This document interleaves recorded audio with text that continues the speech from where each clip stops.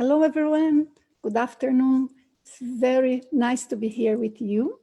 I am Nanci Trivellato, one of the instructors of the IAC, and the topic we have for today is super interesting. At least I think so. We are going to talk about the fear of clairvoyance, or fears that people have when they see spirits. So the point for us is, how can we understand what clairvoyance is? And later on, why most people fear that? I would like to share with you that I have done some research on children who have different types of experiences in terms of psychic experience. So my study was to determine what is the specific type of reaction that children have, and if there is any sort of more predisposition from children than from adults to have sensitivity. I'm going to leave later on in the description a talk that you can watch about one of the presentations that I did on this topic with results from my research. But here I want very much to share with you some interesting data that I have been able to collect and that I believe they are going to be very, very useful. So I have to keep opening this, sorry.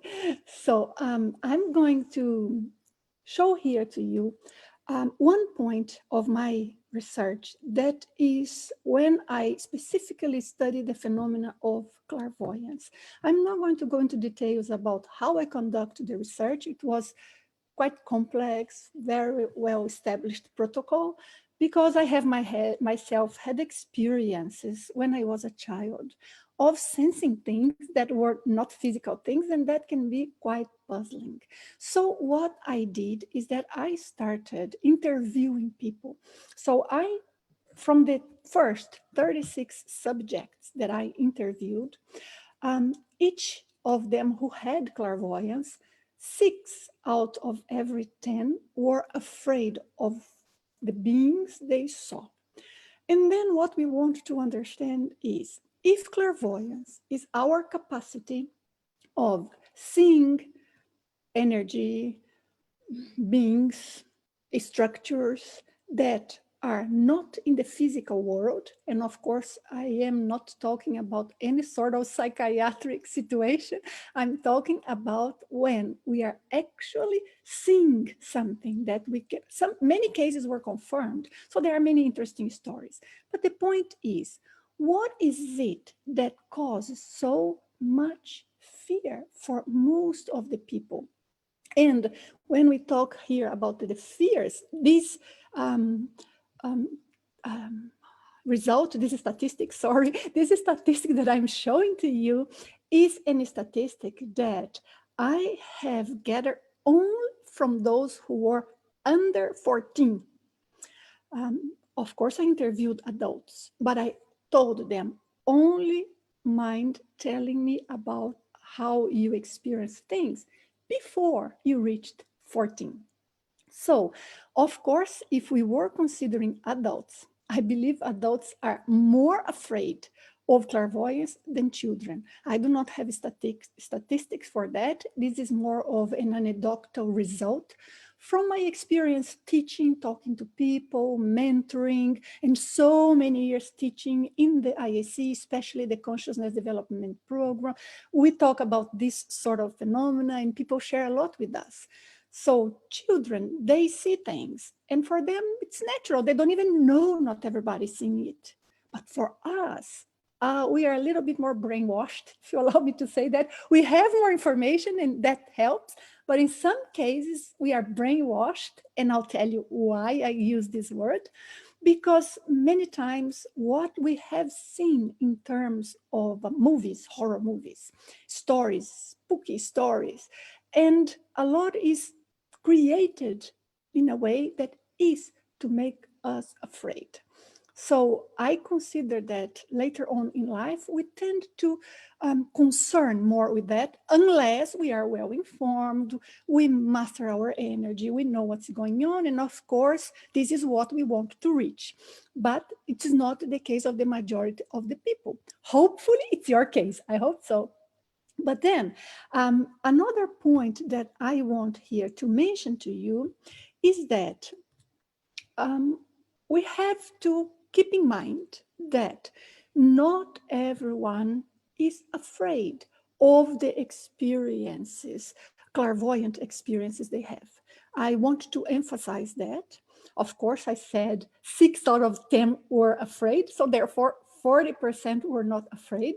But it's very beautiful when we talk to children or to adults, and we can see that they can master the phenomenon. They know what's going on. They know what to do. They know how to behave. And especially, they also know what dangers could be, how to proceed, if they should use energy, how they will use energy to cleanse something or to help someone, or when it's something to be concerned about, when it's not. So information helps a lot, especially when we know about energy. But I'm sure for many of us, and maybe many of you who are right now here with me, you are in this condition. I'm going to check your questions on Facebook in a moment. If you allow me just to move on a little bit more, and then we can talk, and I'll be happy to see your chat and answer things.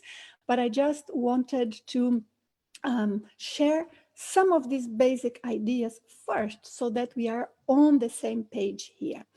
And then what we are going to see in this case is that what are the common causes of out-of-body experience? So among them, there I go again, among the common causes, number one is experiences during childhood. If when we were a child, either we remember or not, because many times we end up blocking that memory, no? And we no longer remember details. We only remember sometimes, well, I used to be afraid when I was alone during the night. Sometimes I used to think somebody was looking at me. But most of the time, that's the only thing that remains from, in terms of recollection of the experiences that we have had.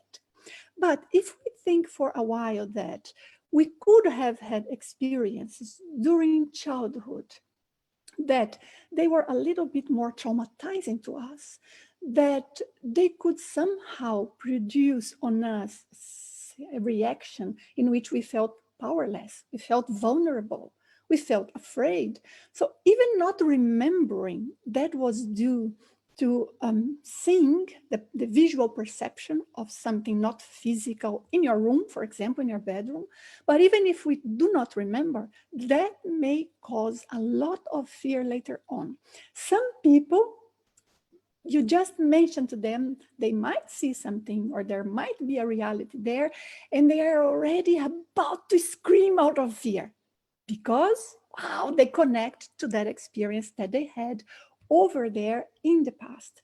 But then all of a sudden, we also know that reaction of parents can be a big problem here, because sometimes for the child only saw something. They don't even know if that's correct or not, if it's normal or not.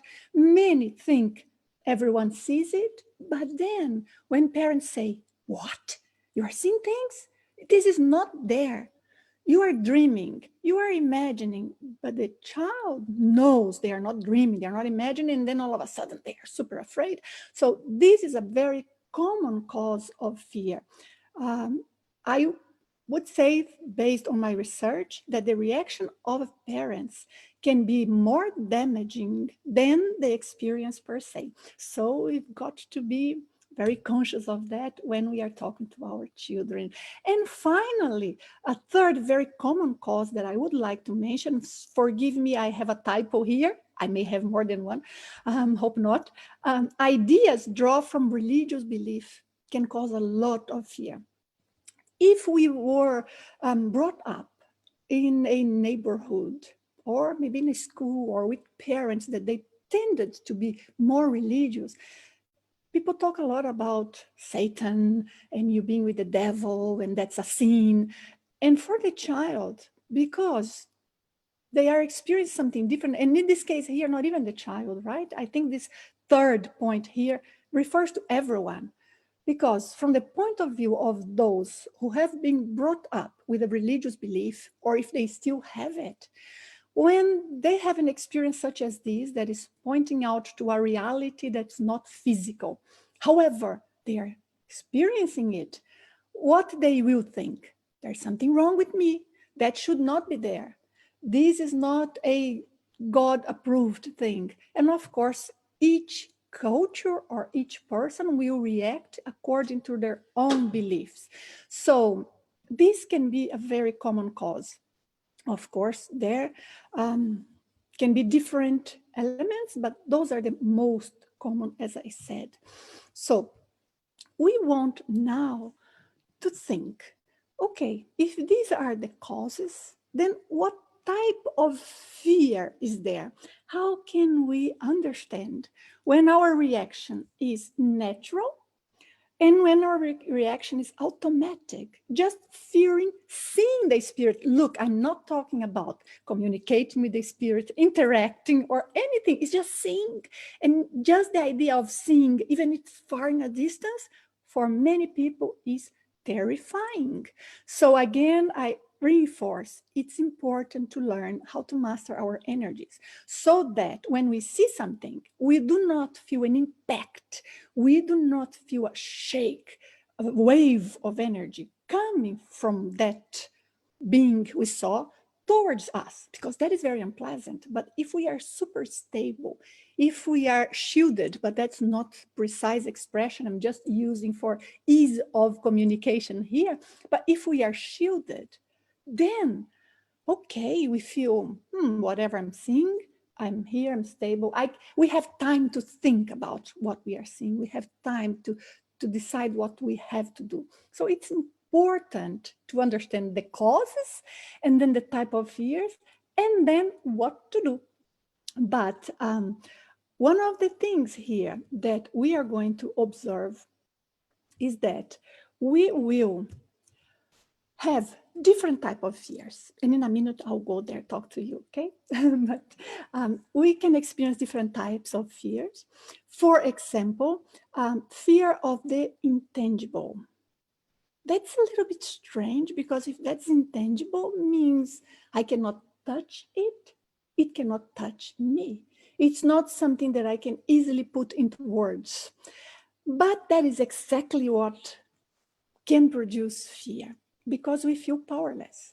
If that's of a different type of matter, or if that whatever I'm seeing is in a dimensional realm or layer that's completely different from the one I'm here, in this case, the physical one, we are in the physical body now, in the physical dimension. But if that's completely different, then, well, it's very possible that observing something confuses us. And just for the sake of not being able to know what to do, we can be or feel very afraid. And then finally, we have a fear of a possible threat. The fear of a possible threat, evidently, is a fear that, unless it is just in our mind, for example, let me put that into example to make it easier. Sometimes we see something that is not threatening. We are just seeing a wave, seeing someone passing by. It's not doing anything to us, not interacting with us, but we feel we are threatened. Sometimes this feeling is accurate. It's accurate because we do some sort of reading of the energy that has information. Our energy has information, so we call it an informational matrix of energy we have. So we read kind of the information or the matrix from that being we are seeing. And sometimes that's threatening, that's uncomfortable, because they are confused, they are unbalanced, or they may have strange intentions. But most of the time they are just confused, but that is not so good. But when we see something that is not unbalanced, we are not sensing anything bad, but still we feel threatened, that is fear. When it's threatening, so we are not afraid. We are feeling threatening, and we need to know what to do, because in some cases we may sense some energies that are not nice. They cannot harm us, but we are feeling a sense of something going wrong. So we feel threatened. That is prudence, to sense it and to know what to do. But when we feel threatened just by a presence of something, or just because we heard some noise in the room, or just because we saw some energy, then that is a problem. So that is a fear, because it's a fear that does not justify, see? And then we can also think of the different types of fear here. For example, fear due to a brainwashing that I had mentioned before. So it's so rare, and I always mention about that in my videos and different lectures, that it's almost as if movies are made to exploit the fearful side of that, which is the intangible. The intangible, we feel powerless. And it's very rare to find a movie that would show the non-physical world, the spirit world, the interaction, our interaction with the non-physical world, without causing some sort of fear. So that is very bad. Because little by little, you imagine, we see that throughout all of our lives, and others too, and others feel spooked and tell us a story. And in our mind, more and more, we kind of become more brainwashed with that. And stories we've heard, even if it were the case, friends, parents, teachers, neighbors telling us there's something wrong with you. And sometimes people even say, oh, you are crazy. No, if you are just having these phenomena and it's not a psychiatric condition, you are not crazy. You are just sensing something beyond. But we need to understand, it's very sad that some people end up being treated as crazy when they are not. So it's very important to think of that. And finally, sometimes we are afraid because we connect the current experience we are having with not positive previous experiences. For example, what would be a not positive previous experience? We could have seen someone that we felt coming closer to us, and maybe with a face that doesn't look nice. Then there was a strange previous experience that now justify us being afraid, because anything just starts and we immediately feel like, oh, it's going to be like that again, and I'm going to see something I don't like. We kind of have all of a sudden strong, fast heart beating, not because we saw something bad, but because we anticipate seeing something bad. So that is also a type of fear. The thing is that for each of them, we would address them in a different way. We would apply different energy techniques, because in some cases we have to reinforce our energy fields. In other cases, we have to understand how to decipher what we are seeing. In other cases, we have to see if there is any brainwashing or conditioning, putting in a milder way, which I think is more appropriate actually here. So if we have any sort of conditioning that is causing us to react out of fear. And why fear is a problem? Because fear would block us from developing in so many different areas. Fear would block us from developing our third eye abilities, or the frontal chakra abilities, which are connected with so many different phenomena. And of course, for those of us who we have clairvoyance only once in a while, no big deal. But for those who tend to have it very often, it can be very difficult life situation if they have that very often.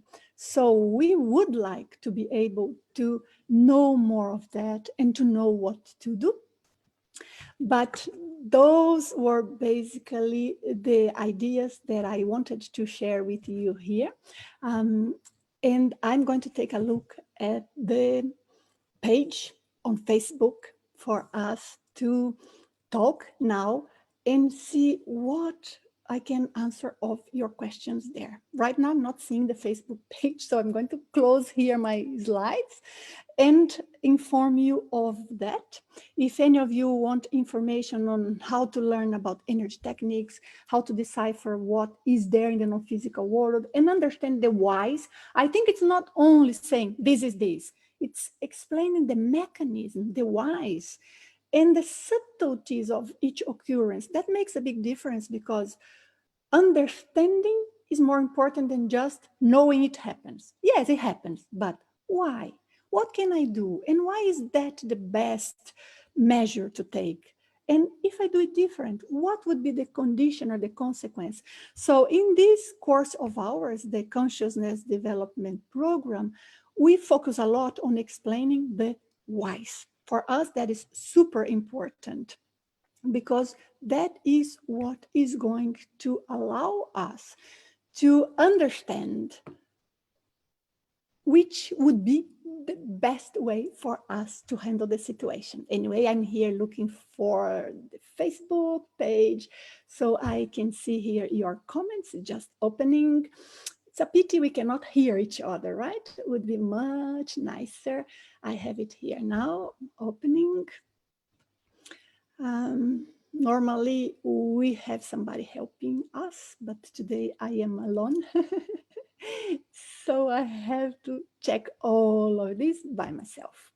And I'm here opening this. Happening now. Oh, I hope. I think I got it now. You're still seeing me, right? If not, you leave a message for me so that I know I have to do something. But I hope you are. Oh, hello, Ray from Jacksonville. Very nice. I see some names here that I am familiar with. So nice seeing you guys. Edgar Ruiz. Have you seen Jesus? Oh, long time we don't see each other. Edgar, I have spoken with him recently. Yes, friends from Quebec and so many others. Oh, so nice. Hi, Manuel and everyone else. Very nice. Let me see here. Questions, if you have posed any. Miel from Bayern. Hi, we have very nice friends from there. Very nice seeing you here. Edgar is asking a very interesting thing. If I could talk about intrusionlessness, in other words, how we can defend ourselves of all sort of intrusive energies. Of course, when I say intrusive, I mean when they are polluting us, how we can defend ourselves from different types of negative thoughts that come to us, but it's not ours, or emotions. We could do a talk about that, Edgar. So we are going to take this into consideration. And book one, it's a complex talk and topic. So we have to address step by step so everyone understands what's there. But very nice suggestion. Culver City you are. I know that place. Very nice. Let me see if I have any other questions or suggestions. I don't think so. I have many highs and thank yous. So I hope this was clear enough and good enough. I was really hoping to deliver information that can support you. In another one, we can talk a little bit about techniques, but it's very important that we practice. Just knowing a technique doesn't do much if we don't practice. So I ask you please to leave here in the comments suggestions for future talks, what you want to hear. I am going to leave lots of details for you in the description. In about 1 hour, it will be there, and I will place there the talk about psychic children and different links that you can visit. And right now, IAC is offering something that if you are interested, I suggest you take advantage, because we are offering two full modules of the Consciousness Development Program, the CDP, free to support those who are staying at home and need to learn about energy techniques. In these two modules, you will learn some of the techniques that we use. So it's quite good. And I'm also going to put a link there for you to get more familiar with the structure of the consciousness development program, what it does, because it's a broad, large program that gives you the connection between one theme to another. I am a fan of it. I have received twice a blow on a lip. Do you know what it can be?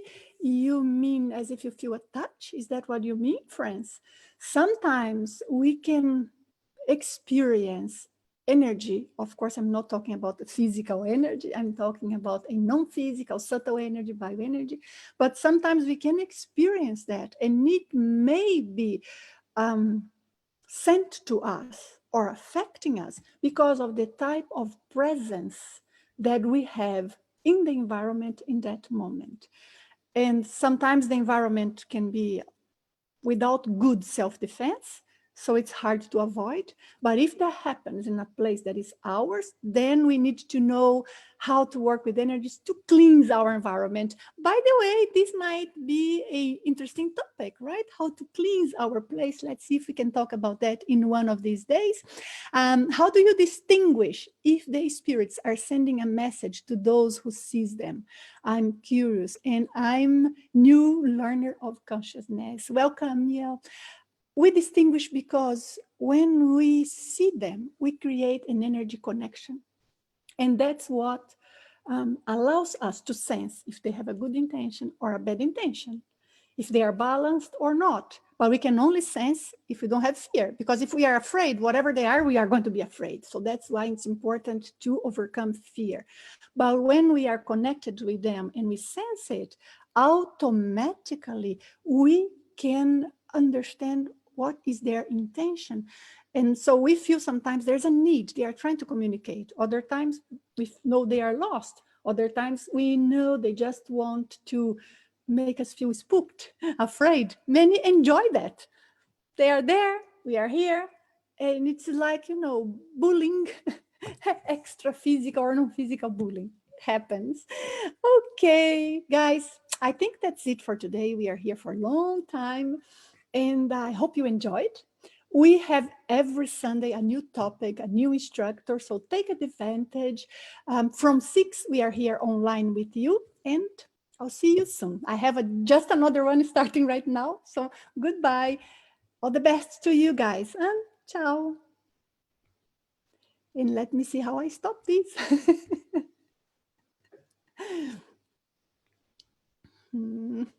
Probably from here. Bear with me. I'm sure I will find it. Goodbye, guys.